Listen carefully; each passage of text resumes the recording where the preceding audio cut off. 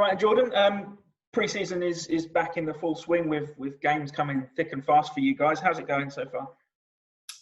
Yeah, I think it's pretty good. Obviously, there's been a few changes in terms of personnel and little formation change as well. So it's going to take a bit of time to get used to everything, and we've been off for a really long time as well, obviously. So it's going to take a while to get going again. But I think I can speak for the majority of the lads. Like everyone feels fit and strong, and have looked after himself in the lockdown.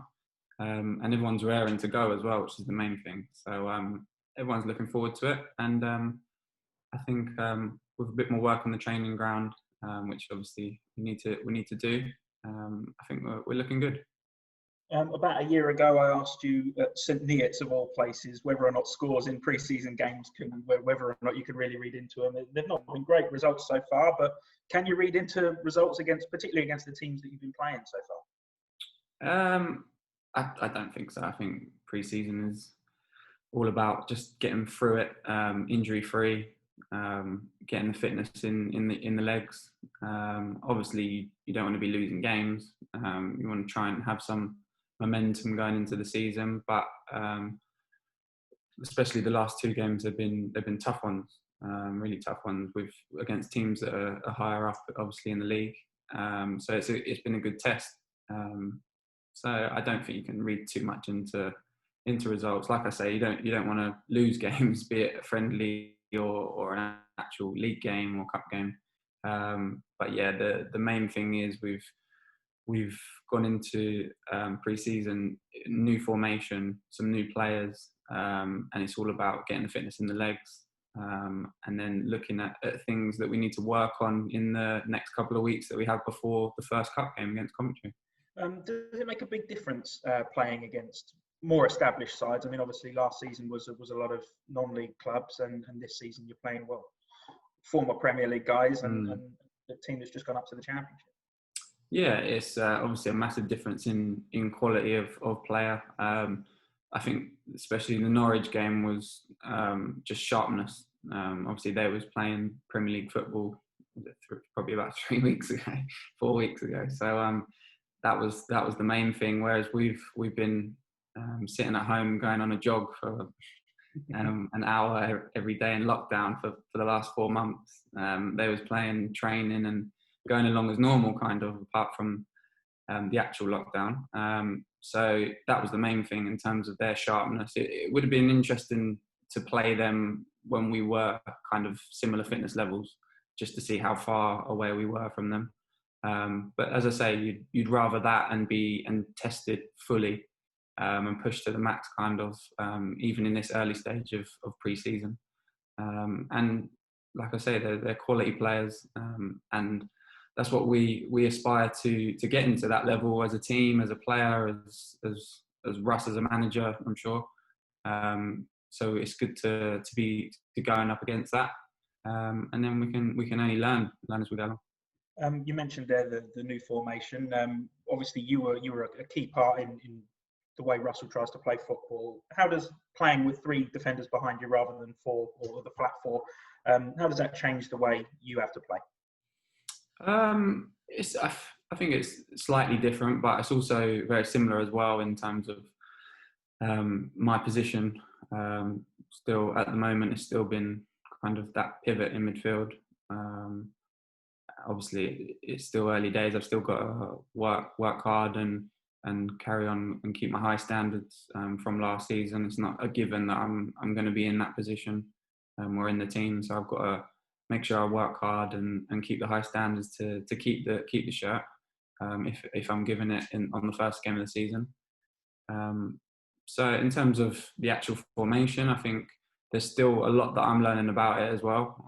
So I couldn't tell you everything about the new formation. So we're still listening and learning to Luke and Russ in terms of the formation. I know Luke played it quite a lot with Swindon, and they obviously had a really good season there with playing nice football, and so hopefully that can be the same with us. Obviously at the moment Lou's playing in the middle of the 3 behind me, which is, I think, in terms of partnerships, you don't usually think of left back, left wing, or whereas there's kind of a nice partnership there with him in the middle of a three and me in front. And that's kind of the way we're going to look to play in terms of have a partnership, one in behind, one in front of say a striker or two strikers up front or a striker and a 10, and just how we work the ball and move the strikers about and tire them out and then start our game off kind of from those positions. Only a couple of weeks to go now. Does it feel like it's snuck up on you a little bit? Because for me, it was only a couple of weeks ago that you started training again. Yeah, it does actually. I think I saw on Twitter the MK things. This time next week will be a countdown to match day, which made me think like, oh, it has come around quick. But no, it's pre-season does go quick. To be fair, you get the first week or two in your legs, and then the games start coming, and then all of a sudden the first game comes, and before you know it, you're just past Christmas. So no, it's the best part of the season, the opening day. So we're all looking forward to it. Obviously, it's going to be a bit different with no fans to start off with, but hopefully sooner rather than later we can get some sort of fan base back into the stadium, and that's what we're all looking forward to. But yeah, we're all aiming for the 5th with that first cup game, yeah, so looking forward to that. How tough is that first few weeks going to be, though? I mean, the games are just going to be relentless, aren't they? Having to catch up with that extra month that you guys have missed. Yeah, I think this season's going to be most important in terms of squad. Be it obviously a lot of clubs will probably have a smaller squad than usual with all the coronavirus in terms of money and budgets and stuff.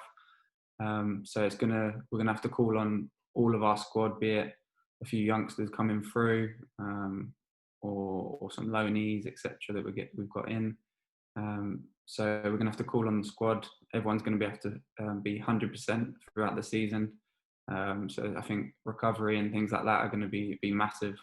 We're lucky we've got a really good physio department and medical team with like Matt and stuff, and Tom with conditioning. So I'm sure they'll get that spot on in terms of training and things like that. But yes, ultimately it's down to us to make sure we're fit and ready to be picked, because like you say, there's loads of games. I think there's quite a few months where we've got 7 league games, and then we're going to have some cup games in there as well. So it's going to be tough, but everyone's going to be in the same boat. So it's just kind of who adapts the best and who gets on with it and goes from there. And no footballer likes getting dropped, so to speak. But is it going to have to be something that maybe you guys have to almost get used to, knowing that you might have to sit out for a game, but it's purely for your own recovery? Yeah, I think you'd be silly to think, looking at the fixture list, to think you're going to play every single game of the season, especially off the back of having 4 months of doing nothing. So you might feel fit now, but then when you go Saturday, Tuesday for 2 or 3 weeks, you might be feeling your legs a bit. So I think, yeah.